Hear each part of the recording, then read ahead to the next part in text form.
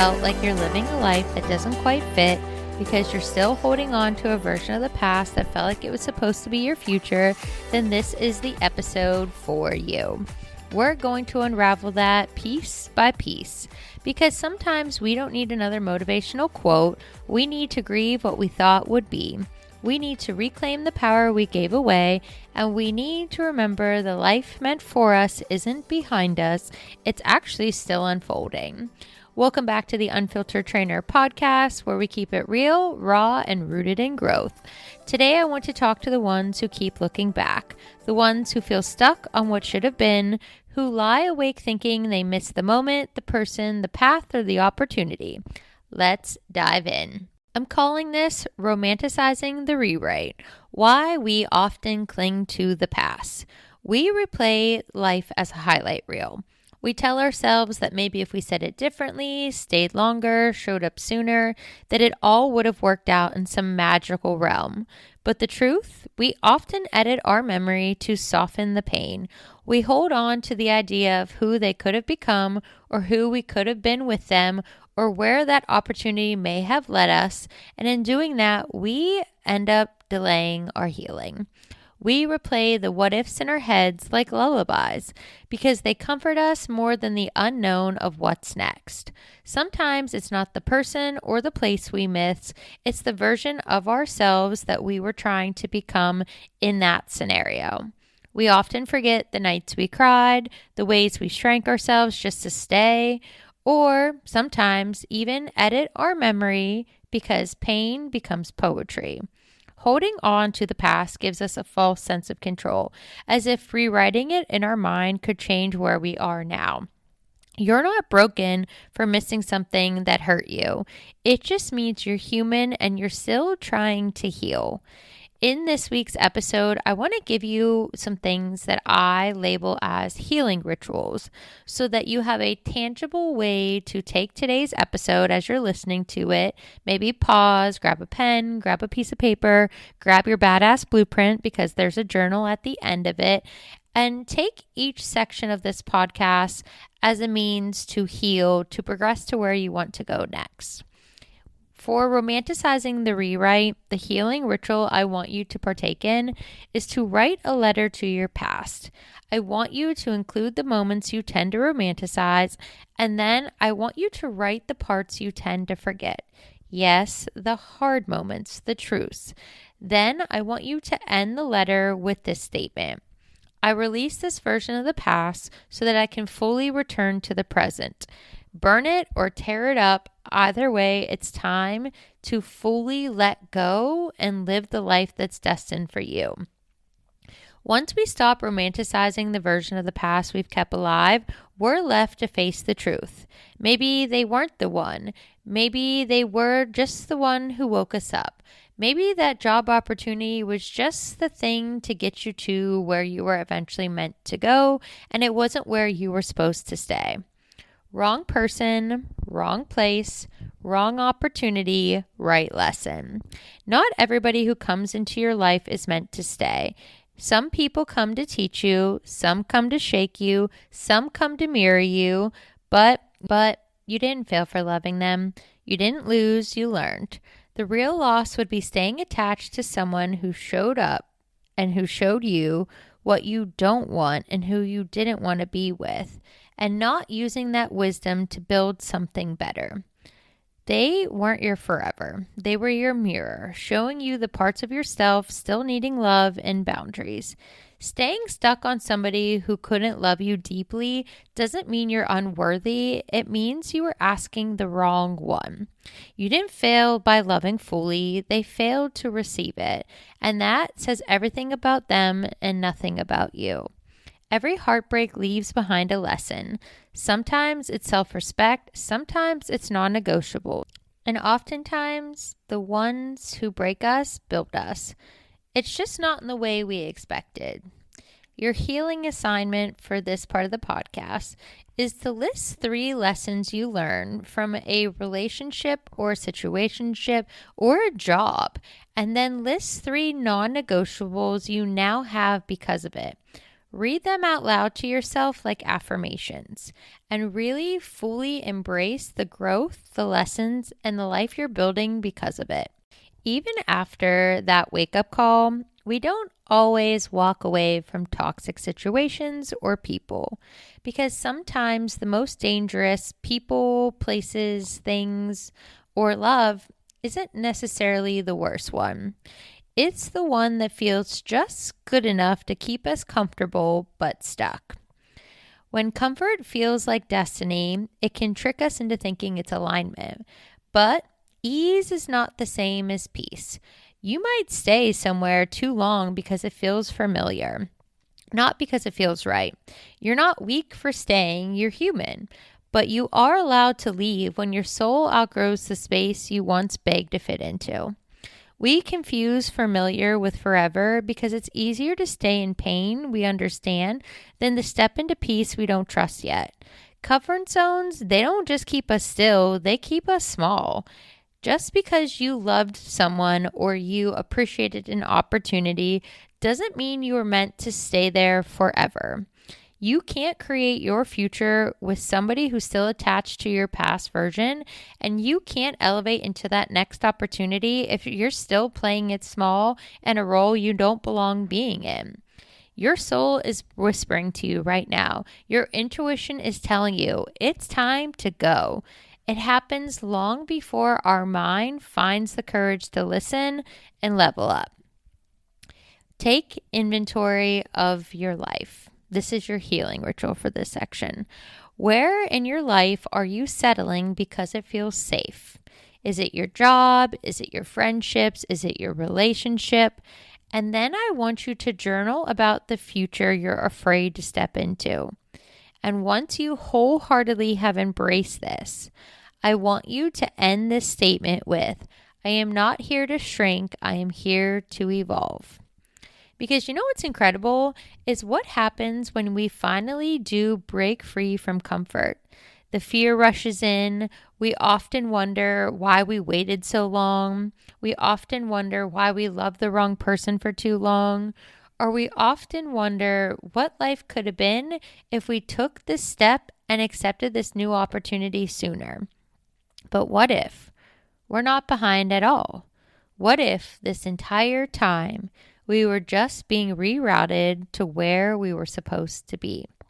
Y'all, you're not lost. You're just delayed. It's so easy to feel like we missed our shot, like the clock ran out. But maybe this pause was protection. Maybe that delay was actually grace. You're not behind in life at all. You're exactly where you were meant to be to receive what's next. Sometimes divine timing feels like rejection, but it's actually the most necessary redirection. Delays don't mean you're behind. They're actually divine pauses that allow you to make space for alignment. You didn't miss your chance. You were being protected from settling for less than your purpose. You truly have to trust the timeline that makes you feel whole, not the timeline that makes you feel rushed. Maybe that door closed because what's coming needs your full, healed, undivided attention, not the stuck version that was waiting outside, waiting for somebody else to define their worth. You're not late. You truly are becoming. I want you to write down 3 times in your life when something didn't work out the way you wanted and ended up being an absolute blessing. Then I want you to write, if it didn't happen then, it's because something better is on the way now. Trust in the universe's timing. It truly is incredible. Sometimes in life, what we think is the end of the road is just the beginning of our becoming.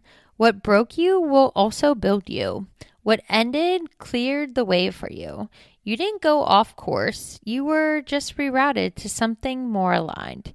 You're not starting over. You're starting wiser this time. The people who left, the opportunities that didn't work out, they were not detours. They were exits. We have to stop trying to circle back to moments with people, places, or things where we didn't belong. The moment it felt like everything fell apart was the exact moment you were being redirected. I feel this wholeheartedly because I was experiencing this a couple years ago where my life was imploding, full on imploding. And I was doing everything in my power to save it. And when I look back, I don't think God, the universe, all that is above us could have given me a bigger sign to get out. The situations I was a part of were no longer serving me. I was no longer growing. I was actually truly eradicating the good about myself because I became involved in just toxic situations that instead of inspiring me to be better, were actually diminishing me and bringing out really shitty characteristics I had that I've spent a considerable amount of time working on. And when I really think about it, every single time that I have had a gut feeling that it's time to go, or that a situation doesn't serve me, or somebody that I'm with is not worthy of my time, I hold on for so much longer. And I know it's because of like a lifetime of abandonment. But when I really think about it, I stayed because I didn't have enough self-worth. I stayed because I feared of the outcomes. I stayed because I was afraid that people wouldn't support me doing what was best for me. But reality, life isn't trying to punish us. It's trying to reroute us. But we have to release the map and the goals and the plan that we initially had, because what we made doesn't necessarily align with the journey we're supposed to be on. Pain is often purpose, but it's in disguise. The wreckage of what our lives can become when we stay in situations that do not serve us is what becomes how we rebuild ourselves. What's hard to accept, honestly, and can be really difficult while you're in the process, is realizing that you're not starting over, you're just becoming more aligned. Something you can do is map your detour timeline, as I call it, where you write down the moments that felt like setbacks and then start to draw arrows pointing to what came after each one of those. Really sit with this and think about and become your own witness for how these shaped your evolution. If the path that broke you is also the one that built you, you're probably wondering, well, what the hell do I do now? You stop looking back. You stop waiting for closure. You need to stop rewriting that story and that narrative and giving it a different outcome every time you think about it, because you have to decide to let go and come home to the now. Come home to the present and where you are at. You can do this by reclaiming the now. You can't rewrite the past, but you sure as hell can reroute your future. This is where we take back our power. No more asking the wrong ones for answers they can't give. No more checking the rearview mirror for signs if things are coming back or if another opportunity that you thought passed you is on its way. Your future deserves your full presence. You can't control what happened to you, but you can choose how you move forward, and that becomes the game changer in life. Do yourself a really big favor and delete the messages, unfollow the people, unfollow the companies. You have to stop rereading old chapters hoping the ending is going to change. Your healing begins the moment you truly close the book and move forward. The future isn't waiting for the perfect moment. It's waiting for your permission to begin. When you start to reclaim the present, it becomes the bravest thing you'll ever do. When you start to fully embrace the fact that you choose you in the now, even if you didn't before, you become a different person. You don't need closure for them to move on. I literally swear by this. I have had to, time and time again in my life, find my own personal closure. And let me tell you, when you become the kind of person that can find closure without a final conversation, the level of peace you obtain is next level.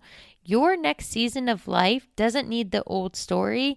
It doesn't need that person's permission. It doesn't need closure. And you sure as hell don't need to keep explaining your position when something went wrong.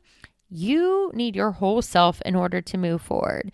And so one amazing way you can do this is to create a power plan. What's a power plan, Gina? You're like, what is this woo-woo-ness? Listen, write 3 ways you're going to choose yourself this week. And I want you to say them out loud every single morning. I choose peace over closure. I choose progress over perfection. I choose presence over the past. Think about it. You're choosing peace over closure. What does that mean? That means that you are not waiting for the call. You are not waiting for the text. You are not waiting for the time to defend yourself. We are moving on without it. I choose progress over perfection. Ladies and gentlemen, even though I strive for perfection still to this day, I see it differently.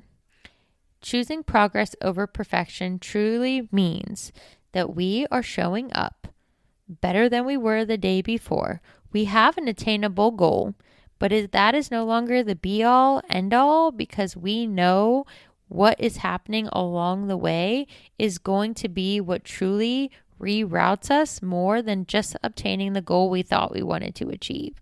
And when we choose presence over the past, we stop living in that previous version of ourselves that, if we're being honest, was not ever the place we were supposed to be at all. When I think about the times that I stayed in circumstances with people or situations or jobs far too long, when those situations ended or imploded or however they went up, it's crazy when you really think about and really reassess your life in that situation and remove the highlight reel and the filter from it, because you'll realize that you should have got out long before. And then when you start telling people about your life or your circumstances or your situations, and you see the look on people's faces when you realize you tolerated so much more than you should have ever tolerated, and you were receiving so much less than you deserved, y'all, you'll be shocked. You'll be kind of sad, maybe a little bit embarrassed. But the cool thing about all of this is that one day you're not going to have to look back. You're not going to be defined by the circumstances, situations, or people that imploded, that once were. You'll be able to just stand proud and where you're at with what you've accomplished and who you've become, that those no longer will even be a part of the narrative that is what your life has become. Okay, if you're distracted right now, I want you to listen. You are not where you used to be. Thank God. And you are not meant to go back. Also, thank God.